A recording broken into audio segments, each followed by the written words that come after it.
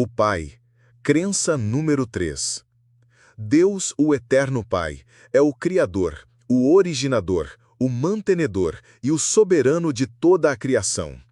Ele é justo e santo, compassivo e clemente, tardio em irar-se e grande em constante amor e fidelidade. As qualidades e os poderes manifestos no Filho e no Espírito Santo também são os mesmos do Pai. Inicia-se o grande dia do julgamento. Tronos flamejantes com rodas de fogo movem-se no local. O ancião de dias assume seu assento. Majestoso em aparência, ele preside a corte. Sua sacrossanta presença se estende por todo o vasto recinto da audiência. Grande multidão de testemunhas acham-se em pé diante dele. Estabelece-se o julgamento, livros são abertos e começa o exame dos registros das vidas dos seres humanos. Todo o universo estivera a esperar por esse momento. Deus Pai executará sua justiça contra todos os pecadores impenitentes. A sentença é pronunciada. Fez justiça aos santos do Altíssimo. Louvor transbordante de gratidão e ações de graças reverberam por todo o céu. O caráter de Deus é agora contemplado em toda a sua glória, e seu maravilhoso nome é vindicado por todo o universo. Lampejos do Pai. Deus Pai é frequentemente mal compreendido. Muitos parecem conhecer muito bem a missão de Cristo na Terra, em favor da humanidade, bem como o papel do Espírito Santo no interior do indivíduo. Mas o que tem o Pai a ver conosco? Ele, em contraste com o gracioso Filho e o Espírito, parece estar totalmente afastado de nosso mundo. O Senhor ausente, a distante causa primeira? Ou seria ele, segundo creem alguns, o Deus do Antigo Testamento, um Deus vingativo, caracterizado pelo preceito olho por olho, dente por dente? Um Deus inflexível que requer obras perfeitas ou estará pronto a punir? Um Deus que aparece em notável contraste com o quadro pintado pelo Novo Testamento, que é o de um Deus amorável, que oferece a outra face e recomenda que se ande a segunda milha. Deus Pai no Antigo Testamento. A unidade do Antigo e do Novo Testamentos e o plano da redenção que ambos apresentam em comum são revelados pelo fato de que é o mesmo Deus que fala e age em ambos os testamentos em favor da salvação de seu povo. Havendo Deus, outrora, falado, muitas vezes e de muitas maneiras, aos pais pelos profetas, nestes últimos dias nos falou pelo Filho, a quem constituiu herdeiro de todas as coisas, pelo qual também fez o universo. Embora o Antigo Testamento faça alusão às pessoas da divindade, não faz distinção entre elas. Mas o Novo Testamento deixa claro que Cristo, ou Deus Filho, foi o agente ativo da criação e que foi ele o Deus que conduziu o povo de Israel para fora do Egito. Aquilo que o Novo Testamento diz a respeito do papel de Cristo na criação e no Êxodo sugere que mesmo nos tempos do Antigo Testamento somos levados a ver, muitas vezes, o quadro de Deus utilizando o agenciamento de seu Filho. Deus estava em Cristo, reconciliando consigo o mundo. O Antigo Testamento descreve o Pai nos seguintes termos: um Deus misericordioso. Nenhum ser humano pecador conseguiu jamais ver a Deus. Tampouco temos alguma fotografia de sua pessoa. Deus demonstrava seu caráter pelos seus atos graciosos e pelo quadro de palavras que ele proclamou a Moisés. Senhor, Senhor Deus compassivo, clemente e longânimo, e grande em misericórdia e fidelidade, que guarda a misericórdia em 1000 gerações, que perdoa a iniquidade, a transgressão e o pecado, ainda que não inocenta o culpado, e visita a iniquidade dos pais nos filhos e nos filhos dos filhos, até a 3ª e 4ª geração. Ainda assim, há que se observar que a misericórdia não perdoa cegamente, mas é orientada pelo princípio da justiça. Aqueles que rejeitam sua misericórdia colherão o fruto da punição que ele executará sobre a iniquidade. No Sinai, Deus expressou seu desejo de ser amigo de Israel, de estar com o povo. Disse ele a Moisés: "E me farão um santuário, e habitarei no meio deles." Pelo fato de ser o lugar terrestre da habitação de Deus, esse santuário se tornou o ponto central da experiência religiosa de Israel. O Deus do concerto. Ansioso por estabelecer relações duradouras, Deus celebrou solenes concertos com pessoas tais como Noé e Abraão. Esses concertos revelam um Deus pessoal e amorável, interessado nos assuntos de seu povo. A Noé, ele concedeu a certeza de estações atmosféricas regulares e que jamais a terra tornaria a ser destruída por um dilúvio. A Abraão, ele prometeu numerosa descendência e uma terra na qual ele e seus descendentes poderiam habitar.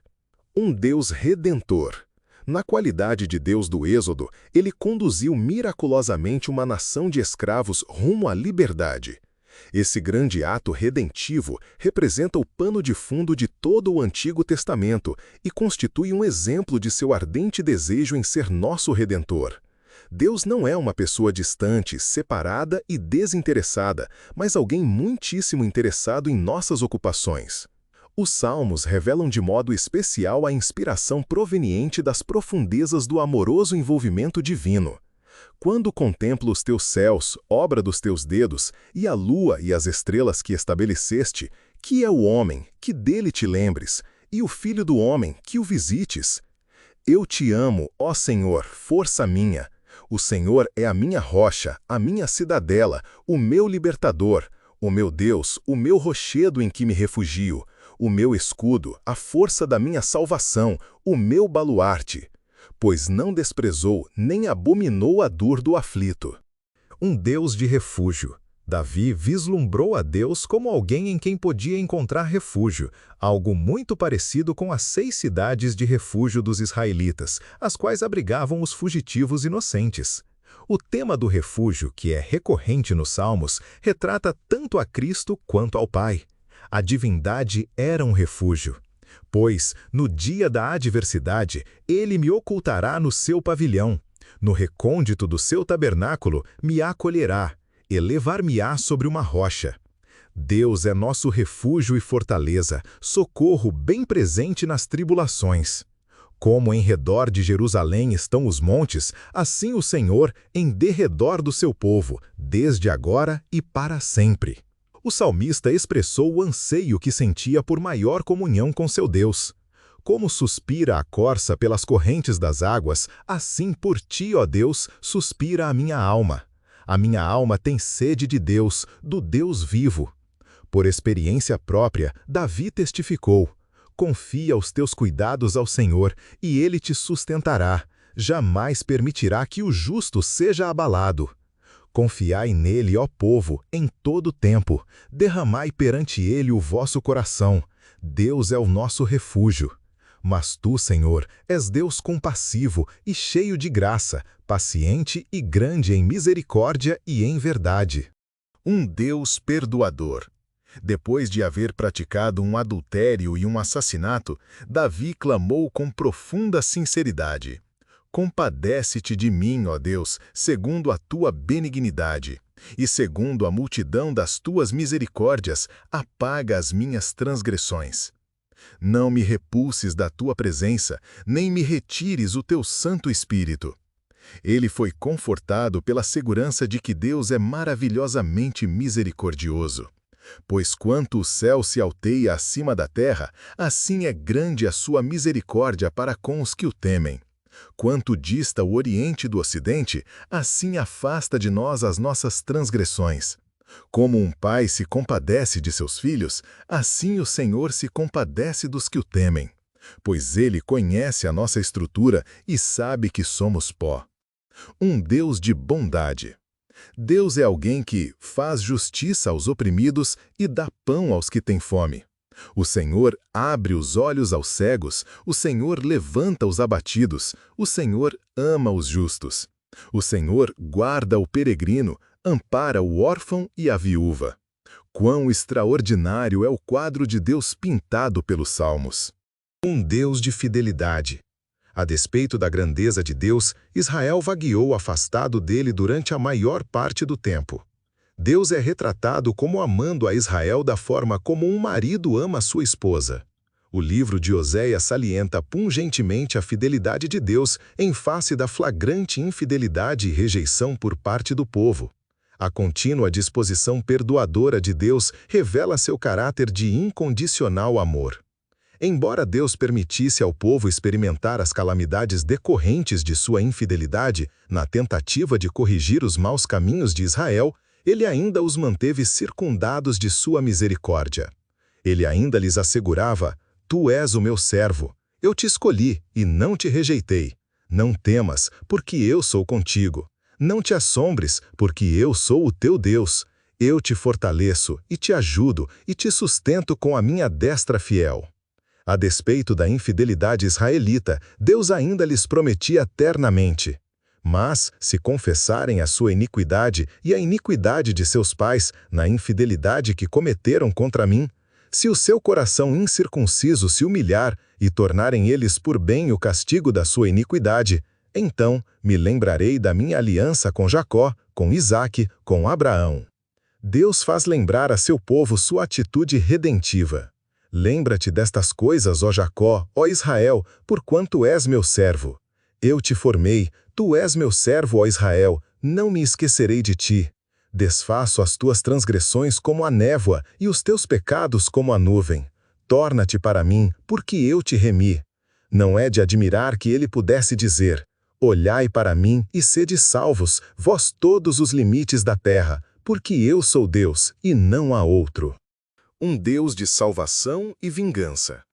A descrição que o Antigo Testamento faz de Deus como um Deus de vingança deve ser compreendida no contexto da destruição de seu povo fiel por parte dos ímpios. Ao apresentar o tema do Dia do Senhor, os profetas revelaram os atos de Deus em favor de seu povo no tempo do fim.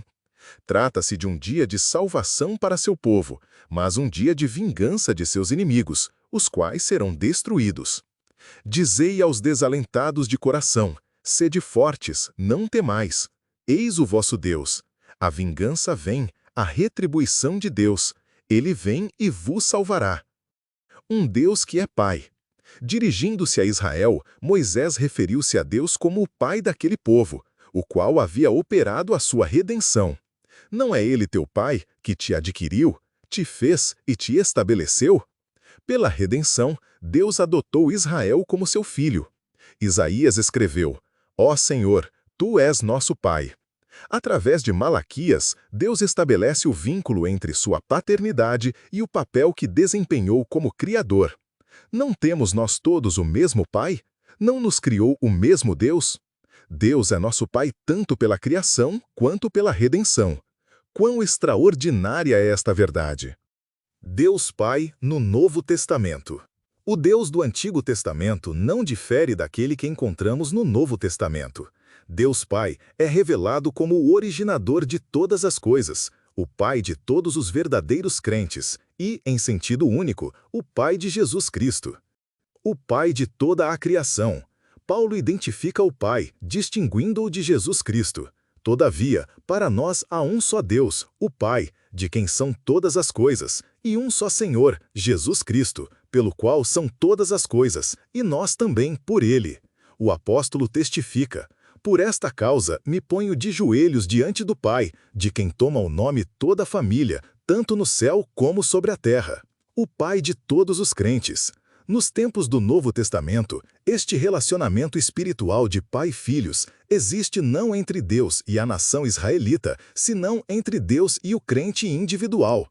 Jesus apresentou as linhas mestras desse relacionamento, o qual é estabelecido mediante a aceitação que o crente faz de Jesus Cristo.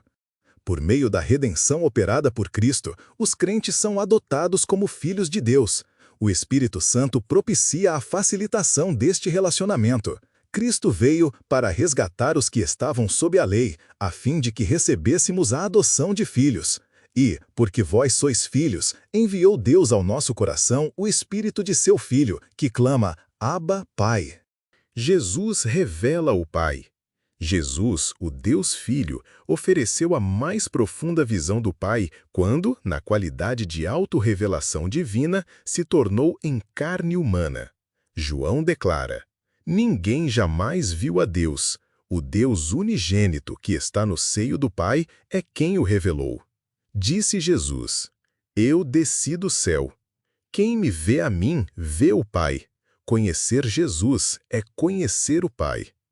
A Epístola aos Hebreus salienta a importância dessa revelação pessoal. Havendo Deus outrora falado muitas vezes e de muitas maneiras aos pais pelos profetas, nestes últimos dias nos falou pelo Filho, a quem constituiu herdeiro de todas as coisas, pelo qual também fez o universo. Ele é o resplendor da glória e a expressão exata do seu ser. Um Deus que dá. Jesus revelou seu Pai como um Deus doador. Podemos contemplar suas dádivas na criação, em Belém e no Calvário. Na criação, o Pai e o Filho agiram conjuntamente. Deus nos concedeu a vida, apesar de saber que isso conduziria, afinal, à morte de seu próprio Filho. Em Belém, deu-se a si mesmo ao nos doar seu Filho. Quanta dor experimentou o Pai ao ver seu Filho amado ingressar em nosso poluído planeta. Imagine os sentimentos do Pai quando teve de contemplar seu Filho trocar o amor e a adoração dos anjos pelo ódio dos pecadores, a glória e felicidade do céu pelo caminho que o conduziria à morte na cruz. Contudo, é o Calvário que nos propicia a mais profunda compreensão do Pai. Ele, sendo divino, sofreu as dores de ver-se separado do Filho, na vida e na morte.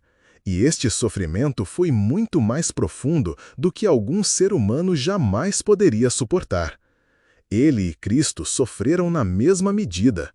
Poderia ter sido dado maior testemunho acerca do Pai? A cruz revela, como coisa alguma poderia fazê-lo, a verdade a respeito do Pai. Um Deus de amor. O tema preferido de Jesus foi a ternura e o abundante amor do Pai.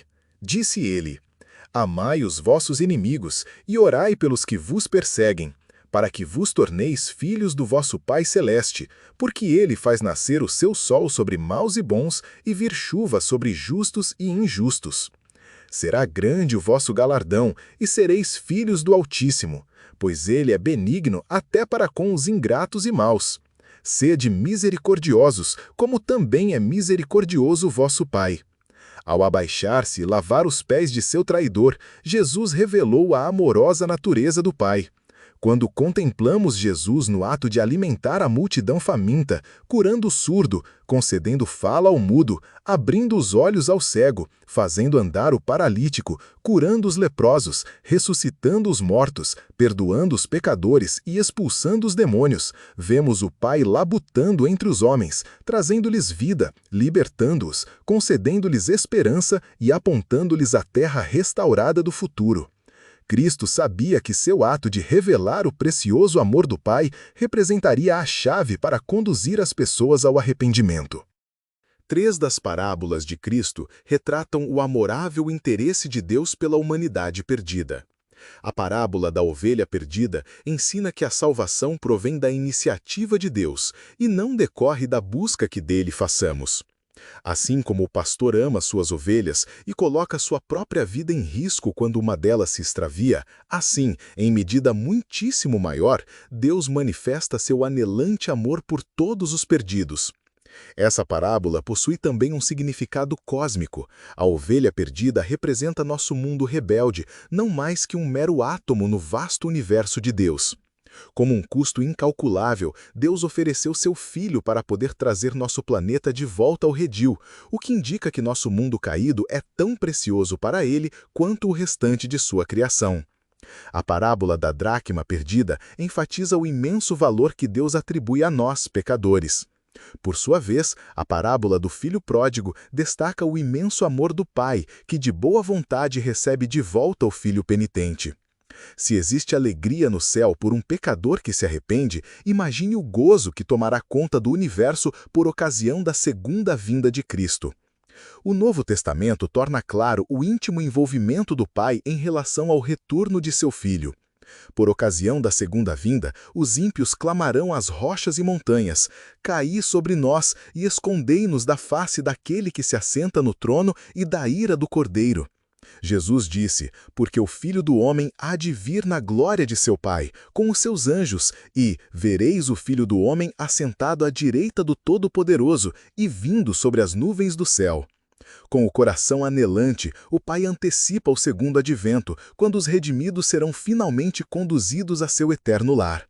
Então será claramente demonstrado que o envio de seu Filho unigênito ao mundo para vivermos por meio dele não foi em vão. Somente o amor insondável e abnegado pode explicar por que, embora ainda fôssemos seus inimigos, fomos reconciliados com Deus mediante a morte do seu Filho. Como poderíamos refutar um amor de tamanha grandeza e falhar em reconhecê-lo como nosso Pai?